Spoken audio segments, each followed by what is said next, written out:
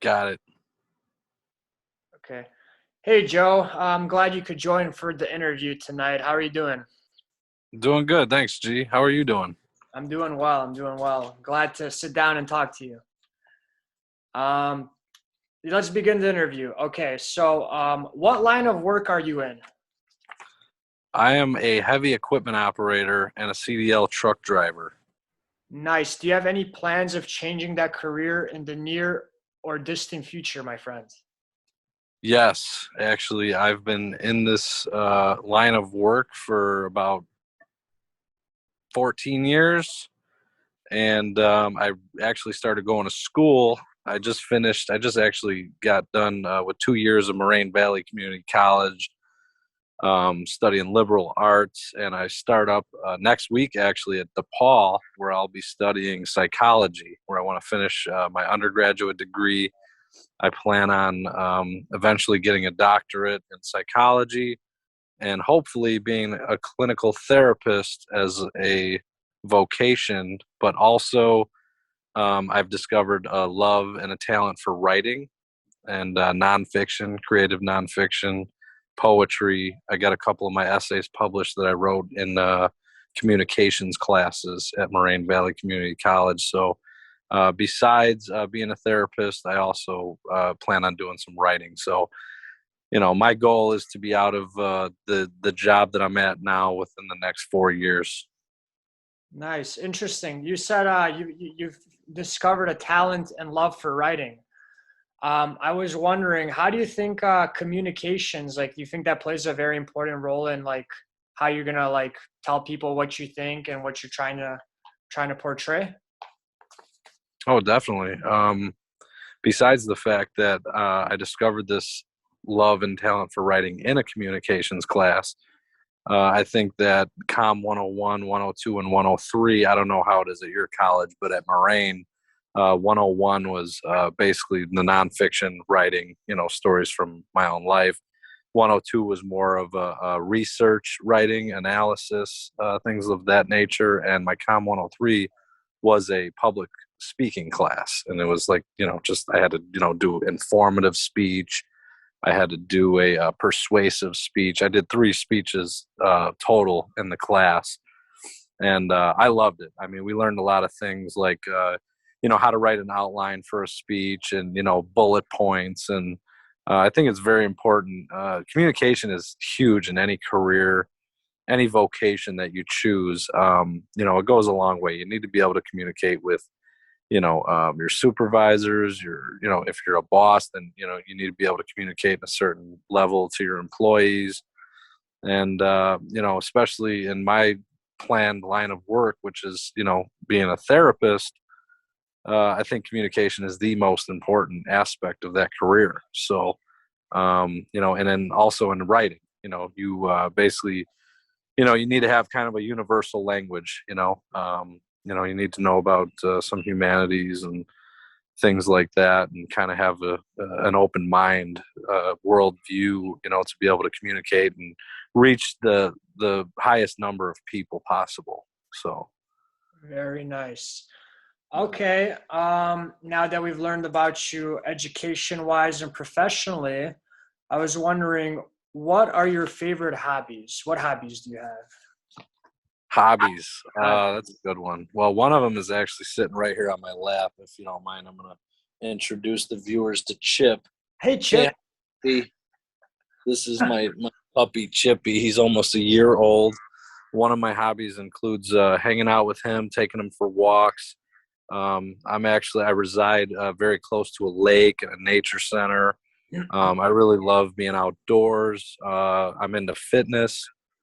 I like to run. I like to lift weights. I got a gym in my basement. Mountain biking.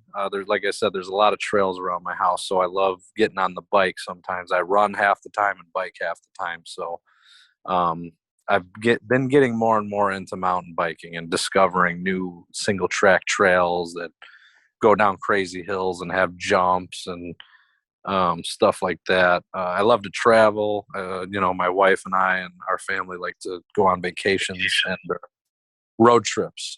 So we just drove our family to Florida and visited Disney and Universal, and So, we got the bike rack on the back of our truck and we load up the bikes and just, go places. Another one of my hobbies is I have a Harley Davidson motorcycle.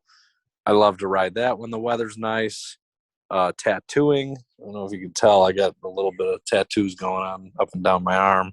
That's another one of my hobbies. And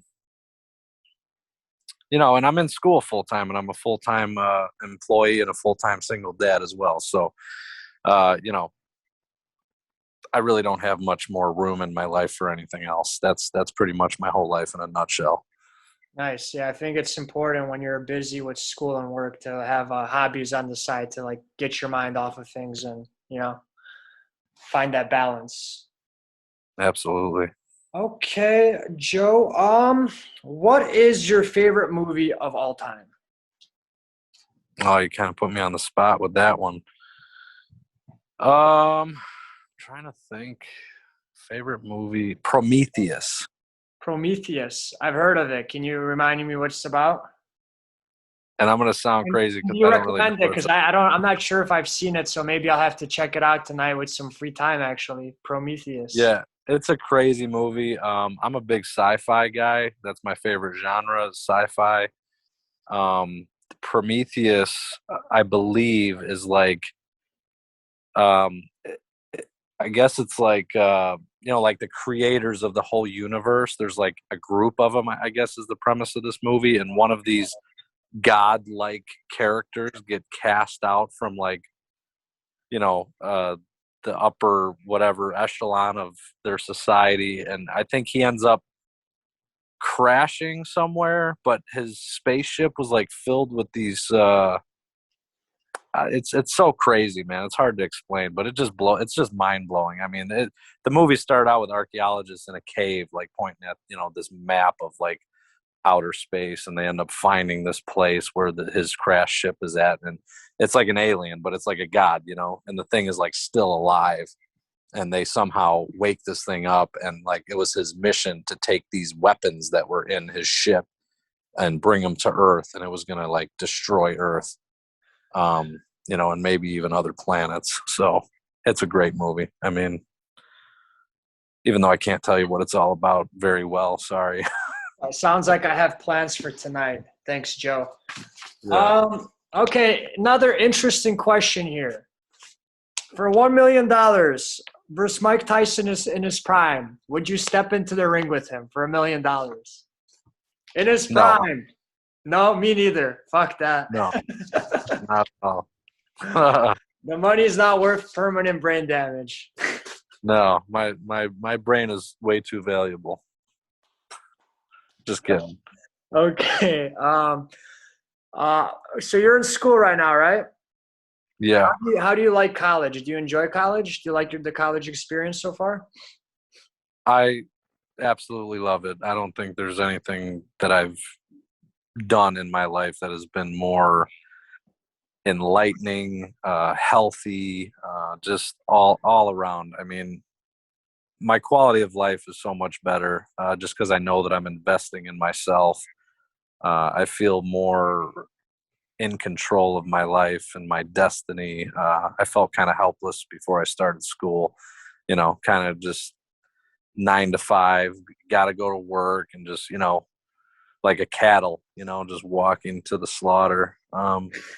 Since I've been in school, it's just been like I have choices today, So, um, yeah, so I love it. I love school. I recommend it for anybody. It's great for mental health, I agree. I agree. I think education is very important, even when you're done with school, to continue to learn and find something new to push yourself forward.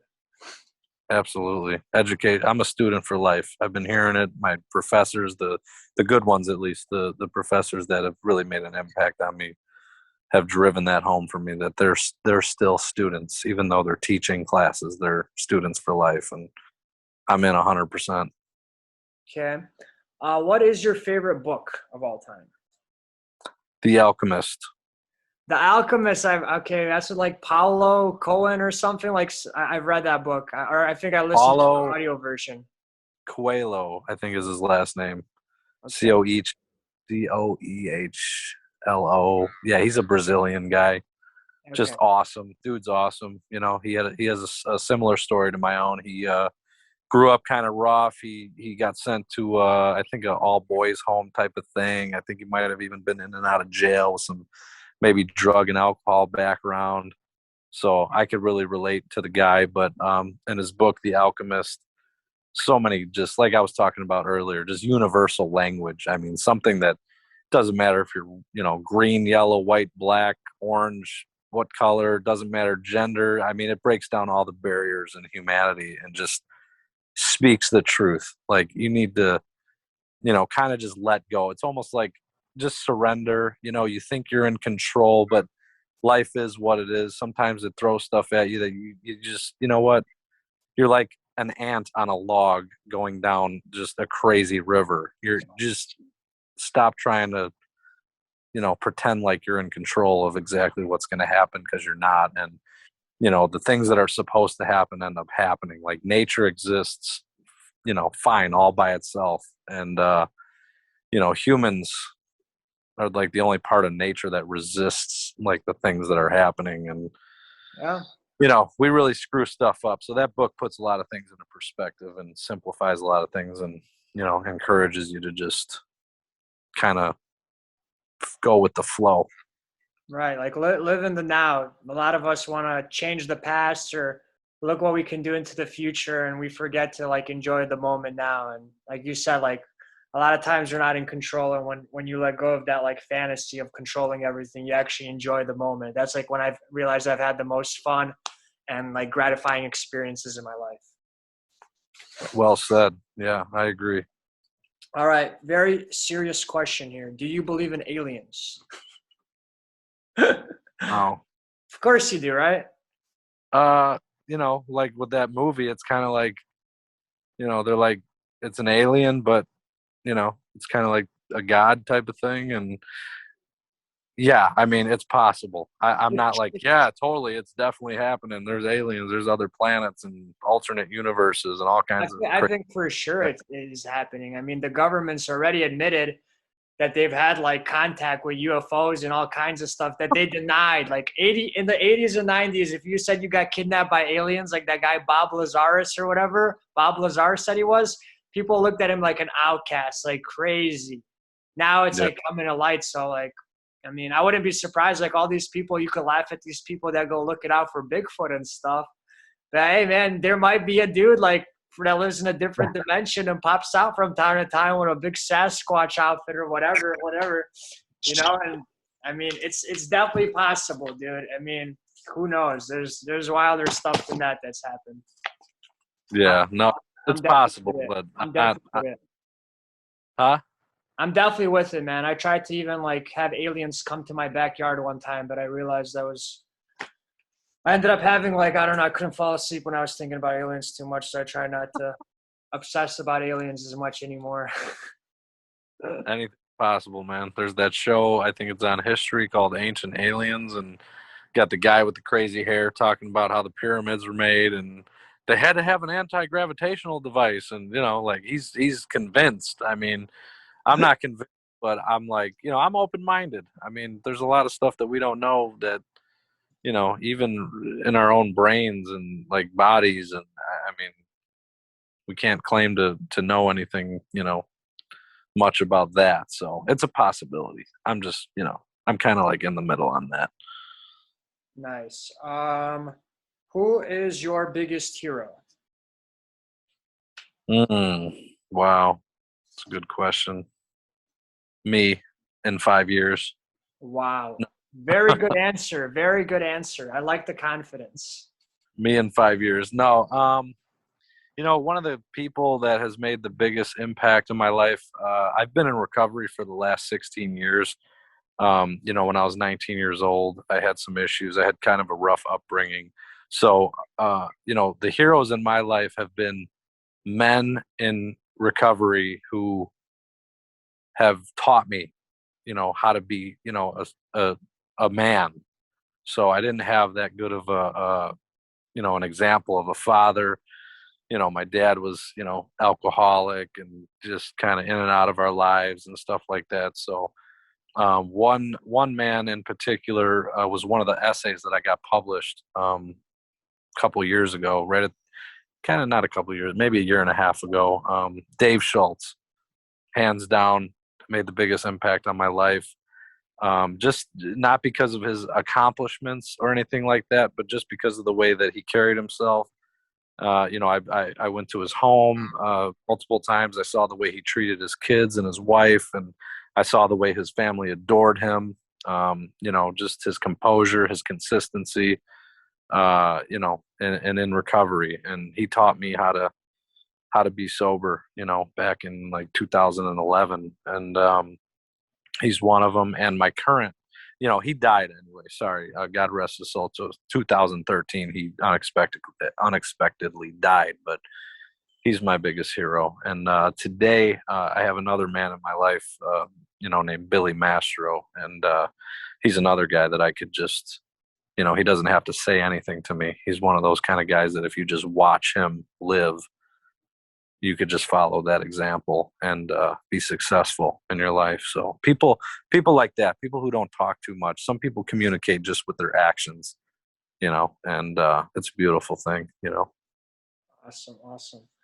Well, hey, thank you for this interview, Joe. I've learned a lot about you. I'm really happy for you. And maybe for we got a couple minutes, just in 1 or 2 minutes, since you said your biggest hero as a joke is you in 5 years, where do you see yourself in 5 years? And then that'll be it. Just really quickly, some goals, some vision, achievement. I can't take full credit for that statement, but I heard it on a video, and I wish I could remember the actor's name right now. He was in Wolf on Wall Street. What's the guy's name? McConaughey. I love that. If you look up Matthew McConaughey hero in 5 years or whatever, I'm sure you could find the video. But that inspired the hell out of me, because that's what he said. And then he said, well, 5 years later, he was asked the same question. Well, who's your hero? Well, it's going to be me in another 5 years. And if he's constantly looking ahead and setting goals, and and people get, well, you got to live in the moment. People get it all confused. It's like, no. Yeah, you can live in the present, but it's really good to set goals for yourself. And in 5 years from now, I'm going to be looking forward 5 years later. Our time is limited on this earth, and I want to make an impact. For the good. I want to change the world in a good way. So, that's what I meant by that. Can't take full credit for it, but it's a good philosophy. Nice. And okay, one more question. In one word or one sentence, what would be your definition of greatness? Wow, you're putting me on the spot again with that one. The definition of greatness.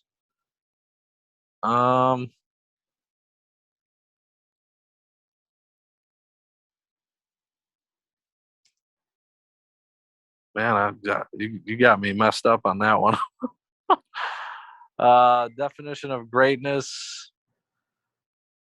The definition of greatness would have something to do. I'm trying to come up with a one sentence thing, but I could talk about it. Just talk about it. You got a minute. Let's say, try to keep it in 30 seconds. Quick. Doesn't have the definition of greatness, would have to do with humility for me. Oh, wow. The ability to just, be fearless, to pursue your dreams, and, having trouble along the way, and, falling down and making mistakes and saying, hey, I made a mistake, and being okay with. There's a book called The Spirituality of Imperfection. It said to be an imperfect human is to be humanly perfect. So a lot of people try and be perfect, and that's the worst thing you could do. I know I'm not perfect today, and it's a big relief, So that's greatness to me, is realizing that I'm a flawed human being, and that's exactly what I'm supposed to be. Awesome. Joe, I'm really glad we got to sit down and have this conversation. Thanks to you, and best of luck. All right. Thanks a lot, G. Appreciate it, man.